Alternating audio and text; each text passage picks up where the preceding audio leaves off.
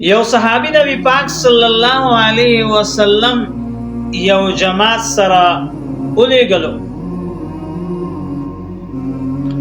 هغه جماعت چې نبی علیه السلام تشکیل کو، نو اولنې امیر به د دوی دا فلانې صحابي، دویم امیر به فلانې صحابي، او دریم امیر به فلانې. کدا درې واړه شهیدان شو، نو څلورم به دوی ځان له خپل مشورې بیایي.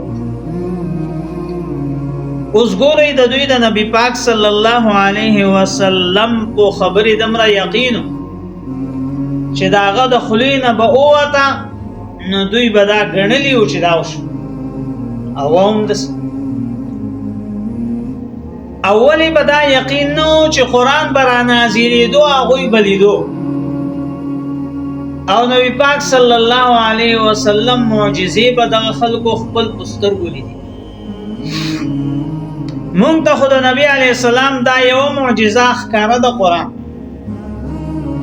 او هغوی به د نبی پاک صلی الله علیه وسلم هر یو معجزه لیدل. نبی علیه السلام جمعې ورځ و دا جماعت رخصت. دا چې نبی علیه السلام ویلی و اول به دی امیر، دویم به دی امیر، دریم به دی، دا دریم امیر چې و دا د دې جماعت نه پاتې شو. چې پاتې شو، نو رسول پاک صلی الله علیه وسلم چې ماسپخین موضوع کو، نو رسول پاک صلی الله علیه وسلم چې وکتل، نو دیو په جماعت کې نو دی راوغوښتو، وی پلانیه، وی لبیک یا رسول الله، حاضر یم د الله حبیبه. وی ته ما پلانی جماعت سره نه وی لېږلی غزا لپاره؟ وی یا رسول الله ته لېږلی وم ته. وی ته دلته څنګه پاتې شو؟ وی یا د الله رسول زه په یو سوچ پاتې شوم. هغه سوچ دا چې تا منګه امیران جوړ کو، تاوی چې اول به فلانې امیری، دویم به فلانې امیری، بیا دې شهید شو، دې به امیری. که دا درې واړه شهیدان شو، نو بیا به ځان له په مشوره امیر جوړ کړي. ما دغه ځای نه یقین وکړو چې زه شهید کېږم، خو راځه د شکار کوم چې ما سره کوم سواری چې دا اس زما چې دی هغه ډېر تیز دی. ما ملګري سار تل دی، زه اوس وځم، زه به هغوی ورسوم.